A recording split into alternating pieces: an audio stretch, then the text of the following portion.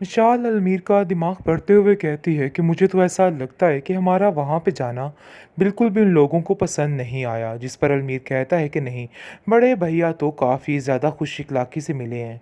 लेकिन पता नहीं क्यों मुझे ऐसा लगा कि ज़ोया जो है वो हमसे बहुत ज़्यादा नाउम्मीद हो चुकी है। लेकिन मैं उसकी नाराज़गी बर्दाश्त नहीं कर सकता। जिस पर वो कहती है कि नहीं, आप नहीं समझ रहे हैं। वो सिर्फ़ और सिर्फ़ महविश भाभी को ही सही समझती है और उसके ज़हन में यही है कि वही सिर्फ़ ठीक है। इसलिए बेहतर यही है कि आप लोग भी अपने दिमाग से ये फ़ज़ूलियात निकाल लो। इसलिए बेहतर यही है कि वहाँ पे अब नहीं जाएँगे, क्योंकि वो पहले ही प्लान कर चुकी है कि कबीर भाई की तरफ अब दोबारा नहीं जाया जाएगा। वानिया ने तरह-तरह की बातें करके मज़ीद उसका दिमाग बिगाड़ दिया है और कह दिया है कि नहीं, वहाँ पे जाना नहीं बनता है। तो बेहतर यही है कि आइंदा इस तरह का कोई भी मामूल ना रखा जाए। जिस पर अलमीर खामोश हो जाएगा और अपनी बीवी की बात मानने पर मजबूर भी हो जाएगा। दूसरी तरफ कबीर जो है वो काफ़ी ज़्यादा खुश होता है और कहता है कि देखो महविश, कितनी खुशी की बात है कि आज अलमीर मुझसे आगे निकल गया है और मैं उसको ऐसे ही कामयाब होते हुए देखना चाहता हूँ। लेकिन महविश दिल ही दिल में हैरान और परेशान है कि जो इंसान अपने बहन भाइयों के लिए जान तक देने को तैयार है, लेकिन वो ये नहीं जान पा रहा है कि आखिर इन लोगों के साथ क्या हो रहा है और दिल ही दिल में वो लोग इससे कितने बदगुमान हैं। वो उसको समझाने की कोशिश तो करती है, लेकिन कहीं न कहीं नाकाम हो जाती है, क्योंकि उसको पता है कि कोई भी उसकी बात सुनने को तैयार नहीं होगा, बल्कि उल्टा उसको ही गलत कहा जाएगा और उसके बारे में ही तरह-तरह की बातें की जाएगी, जिसकी वजह से खामोश होकर अपना रास्ता अलहदा कर लेती है। लेकिन जी आप देखेंगे कि महविश को बार-बार ज़लील किया जा रहा है और उसको कहा जा रहा है कि सब कुछ किया ज़रा तुम्हारा ही है और तुमने ही ये सब कुछ किया है। मुझे तो खुद को समझ नहीं आ रही कि आखिर तुम लोग क्या करना चाहते हो? क्यों हाथ धो के पीछे पड़ चुके हो? लेकिन कबीर भी अभी भी दिल में कुछ भी नहीं किसी के लिए लेके आ रहा, बल्कि वो वानिया को समझाने की कोशिश कर रहे कि तुम्हें ठीक हो जाना चाहिए। इस तरह की हरकतें करके तुम्हें कुछ हासिल नहीं होगा और मैं तुम्हारे बारे में कुछ भी बुरा नहीं चाहता। मैं चाहता हूँ कि तुम खुश और आबाद रहो और खुशी इसी में है कि तुम अपने रवैये को बदल डालो और ये मत समझना कि मुझे तुम्हारे बारे में कुछ पता नहीं है। मैं हर चीज़ के बारे में जानता हूँ कि तुम लोगों ने क्या किया है और तुम लोगों का असल मकसद है क्या। जिस पर वो कहती है कि पता नहीं क्यों आप हर चीज़ का किया धरा मेरे ऊपर थोपने की कोशिश कर रहे हैं और आपको ऐसा लग रहा है कि सब कुछ मैंने ही किया है, लेकिन मैंने ऐसा कुछ भी का नहीं। इसको अंदाज़ा नहीं हो पा रहा है, लेकिन बहुत जल्द इसको समझ आ जाएगी किसने क्या किया है। फिर इसके पास निदामत और पछतावे के अलावा कुछ भी बाकी मैं नहीं रहने। आपको यकीन दिलाती हूँ कि वो आप लोगों की बहुत हमदर्द है, लेकिन जो कुछ आपने किया है बड़े भैया के साथ, वो बिल्कुल भी काबिल कबूल नहीं है। महविश को गलत कहा और या फिर बड़े भैया को, उसका मेरे साथ कोई भी रिश्ता नाता नहीं है। बहरहाल जी आप देखेंगे कि फरी बहुत उदास और परेशान रहने लग जाती है। दिन ब दिन इतनी परेशानी उसको घेर लेती है कि शुएब भी इस बात को समझ आता है और कहता है कि देखो फरी, अगर तुम्हारा दिल है वापस जाने को तो तुम जा सकती हो, क्योंकि शुएब को समझ आ चुकी है कि वापसी का रास्ता उसको ज़रूर रखना चाहिए और ये बहुत बड़ी गलतफहमी हो जाएगी, क्योंकि अगर वापसी का रास्ता ना किया तो मामला काफ़ी ज़्यादा सरगर्म हो जाएगा और उसके अगले खर्चे कैसे पूरे होंगे। इसलिए वो ठान लेता है कि वो दोबारा उन लोगों से तल्लुक बना के रखेगा। जिस पर वो फरी को कहता है कि मैं तुम्हें कल ही लेके जाऊंगा और जाकर तुम बड़े भैया से मिल के हो, और अगर हमारी वजह से उनका दिल दुखाए ना तो हम उनसे माफ़ी मांगने के लिए तैयार हैं। मैं तुम्हारे लिए कुछ भी कर सकता हूँ।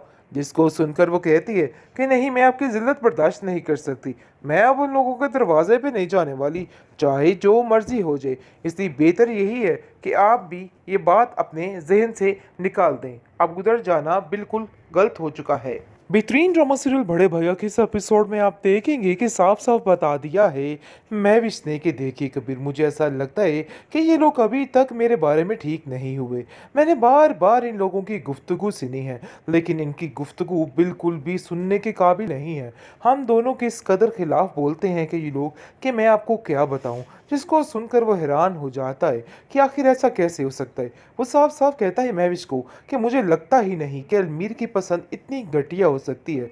उसने तो हर चीज़ ख़त्म कर डाली। जिस पर महविश कहती हैं कि इसमें अलमीर का क्या कसूर है? अलमीर का तो कोई कसूर नहीं है, बल्कि वानिया का किरदार है, क्योंकि मैंने कितनी दफ़ा अपने कानों से सुना है कि वानिया खुद समझा रही होती है और मिशाल का दिमाग ख़राब कर रही होती है।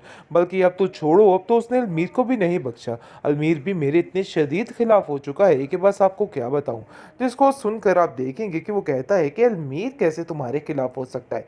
मुझे तो इस चीज़ की हैरत हो रही है। मैं खुद इस वानिया से बात करता हूँ, आखिर ये सब कुछ चाहती क्या है? अरे भाई, सब कुछ इसकी मर्जी के मुताबिक किया जा रहा है, लेकिन फिर भी इसकी हड्डी में चैन ही नहीं है। मुझे तो ऐसा लगता है कि इसकी थोड़ी टकाई करनी पड़ेगी, क्योंकि ये औरत ऐसे बाज नहीं आएगी। मैंने इसके आंसू देके इसको यहाँ पे रख लिया था, लेकिन इसका मतलब ये नहीं है कि मैं इसको कुछ भी नहीं कहूँगा। लेकिन अभी ये बात महविश नहीं जानती है कि कितना बड़ा फड्डा क्रिएट किया हुआ है, और यानी कि जो भी टेंशनें गुजरी हैं वो सब कुछ वानिया की वजह से ही है।